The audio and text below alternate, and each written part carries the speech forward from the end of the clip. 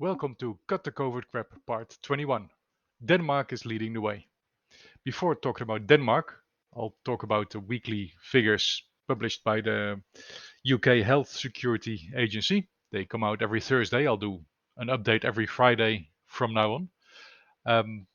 On page 4, you'll see that 98.7% of the adult population in the UK has antibodies.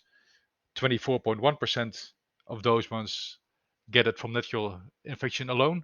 So roughly 75% of the adult population is vaccinated.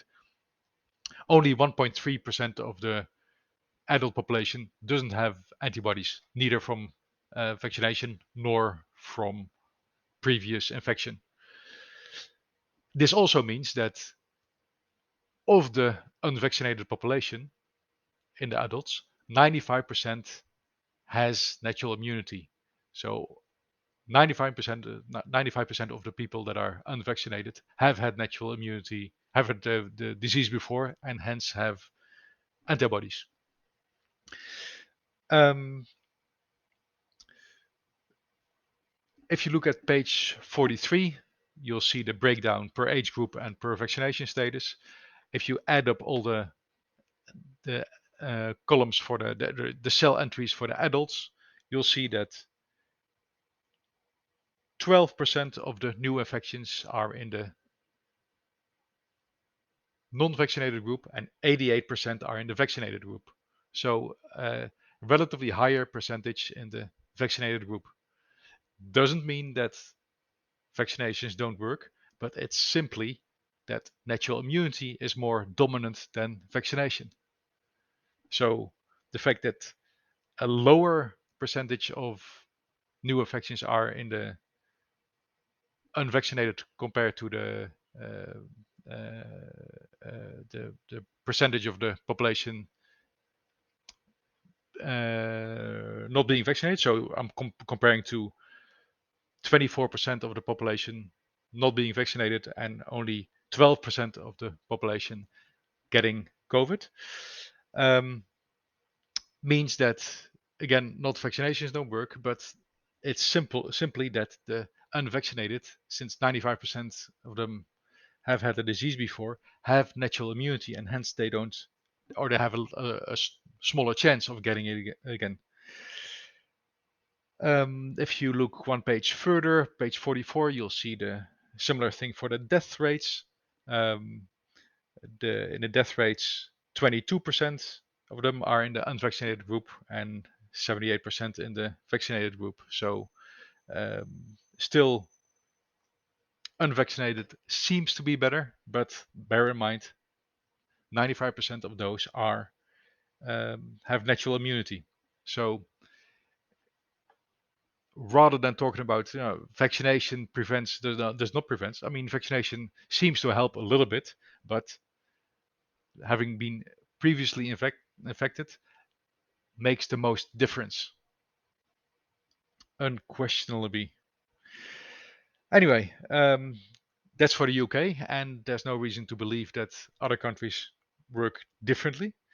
But yeah, it's all predictable. I mean, in Cut the COVID Crap Part 15, which I published on the 21st of December, I already said, don't be afraid of Omicron. It's titled Don't Be Afraid of Omicron. Simply by looking at the data. If you look at the South Africa data as always, the links are below in the Worldometers info. You'll see that you saw by December 21st that there was a peak a bit above the Delta peak in South Africa with Omicron, but the deaths were roughly 1/5 of what the death rate was at the Delta peak. So it was clear that it's a very contagious disease, but it's more benign. And we should learn from that. I mean, South Africa, yeah, and you've seen it by now. If you again look at worldometers.info, look at the South Africa data, it's way past the peak. The Omicron wave is gone in South Africa. It's over. There's I mean, what else do you need to know? It's gonna repeat in other countries that got Omicron later as well. Look at the UK now, um, roughly 100,000 cases per day. At the peak, uh, roughly a week ago, it was just above 200,000 cases a day. Also in the UK, we're over the Omicron wave. The UK has opened up, maybe for the wrong reasons, maybe because Boris Johnson needs to get some credits after his party animal behavior. Anyway, um,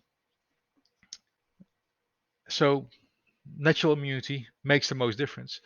You're going to get Omicron anyway, vaccinated or not. So it's your own choice, but you're going to be exposed to it anyway.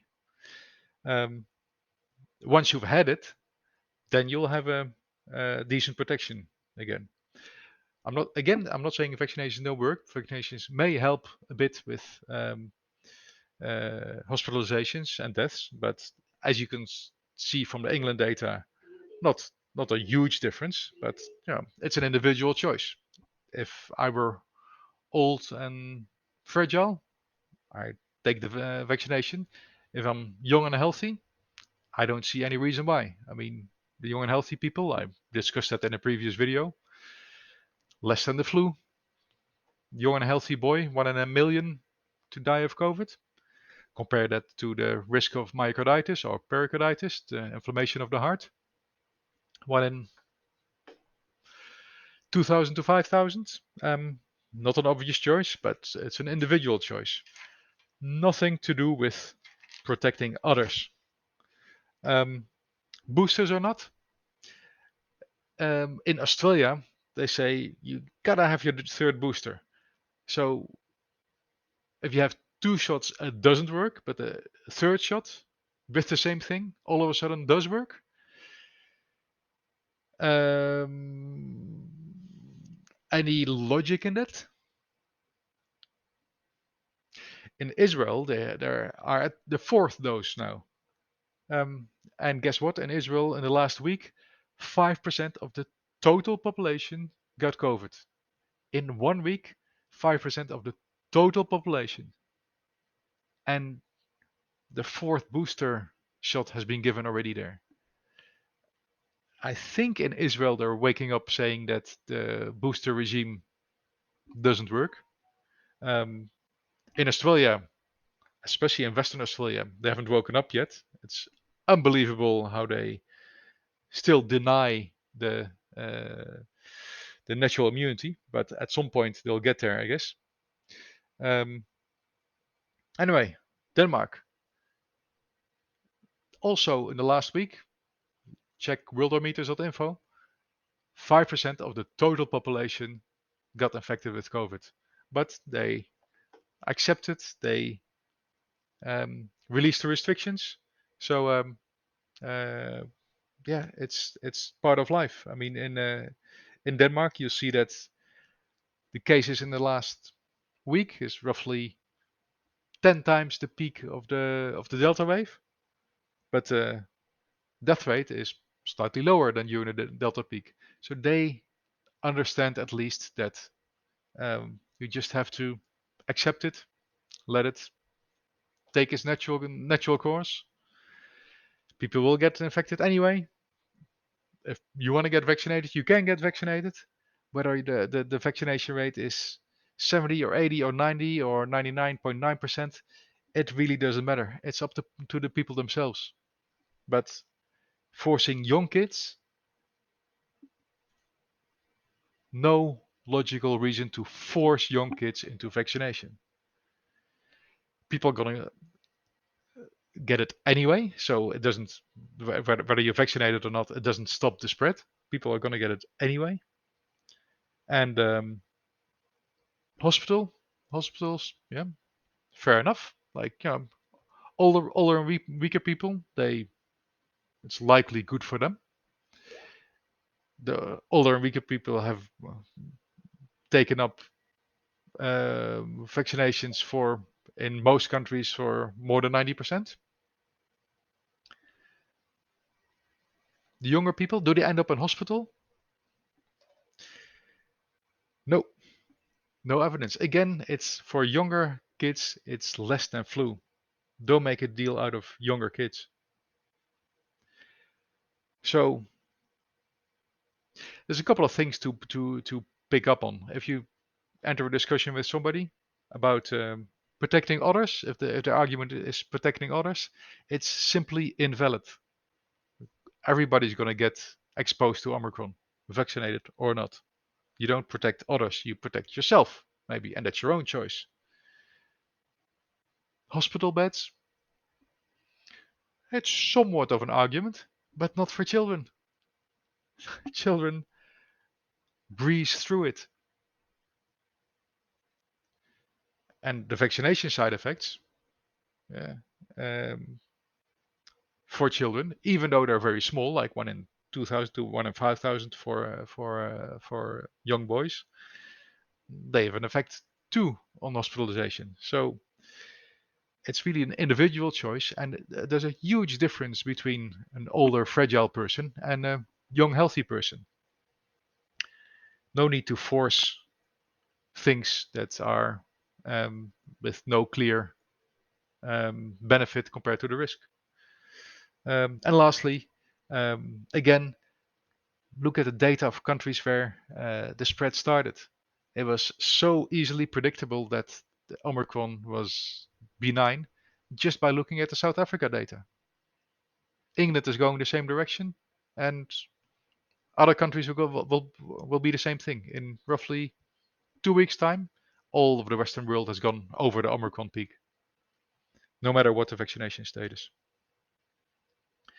And lastly, if you hear people talking about South Africa or Africa in general, like, oh, the poor countries didn't get a chance to get vaccinated, or they're too poor to afford them. What is the problem in South Africa or in Africa? Look at worldometers.info again. Their Omicron started there, and there is no problem. They're over the Omicron peak. The death rates have not been significant, despite the vaccination rates being super low. There's one South African country with a high vaccination rate, and that's the Seychelles. And you can look up on World Information Info how big what percentage of the population has had COVID.